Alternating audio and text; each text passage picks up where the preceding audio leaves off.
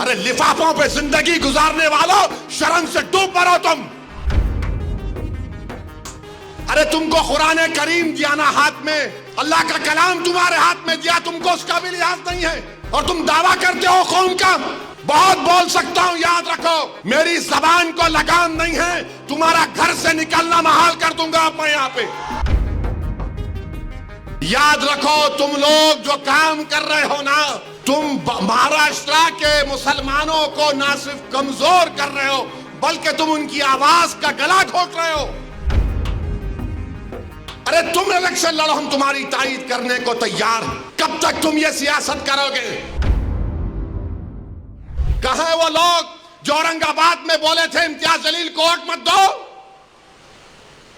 उस समाजवादी पेंडेंट को वोट दो बोले थे। अरे चेहरा दिखाओ औरंगाबाद के अवाम के सामने तुम। अरे लिफाफों पे जिंदगी गुजारने वालों, शर्म से डूब मरो तुम। मेरे घर को आए थे, मेरे घर को आए थे हैदराबाद को, बगैर बोले मेरे घर को आए।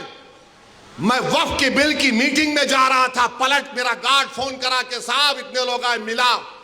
घर पे आए तो मैंने कहा कि मेरा घर इतना बड़ा नहीं है, आप लोग 20 लोगों को ले लीजिए। 20 लोगों को बिठाया, वो बात करे मैं बात करा, लेटर लिख के दिए, इनको टिकट दो, मला मैं गौर करूंगा।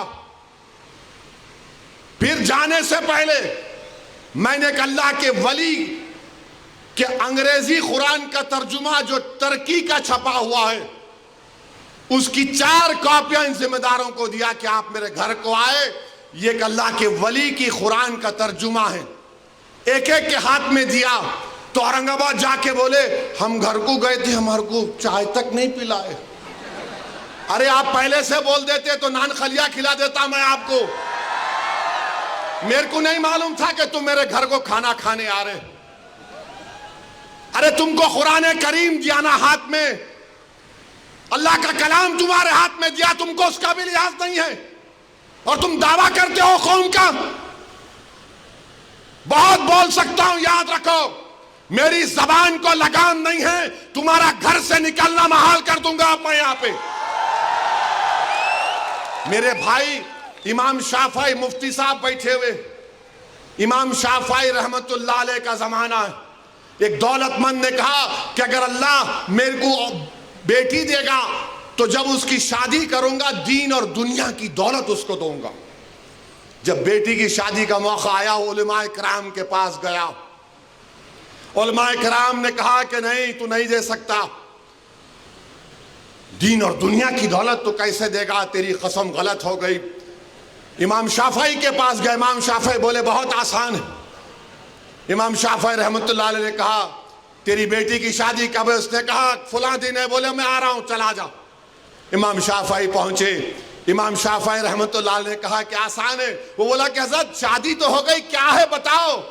बोले कुरान अपनी बेटी को दे दे, दीन और दुनिया की दौलत उसको दे चुका। मैं उनको दिया, 4 कुरान दिया उनको और बोल के दिया कि आप मेरे घर को आए, मुझे पता नहीं है, मैं वकीलों की मीटिंग में जा रहा था, पलट कर आया आपके लिए, ये कुरान करीम का तोहफा आपको दे रहा हूं। अरे तुमको ओवैसी से, मजलिस से नफरत है, मगर कुरान करीम की तो अजमत का तुम लिहाज रख लेते। मैं ये बात इलेक्शन में बोल सकता था मगर खामोश बैठे रहा, मगर आज मजबूरन बोलना पड़ रहा है। याद रखो तुम लोग जो काम कर रहे हो ना, तुम महाराष्ट्र के मुसलमानों को ना सिर्फ कमजोर कर रहे हो बल्कि तुम उनकी आवाज का गला घोट रहे हो। अरे तुम इलेक्शन लड़ो, हम तुम्हारी तायीद करने को तैयार। कब तक तुम ये सियासत करोगे?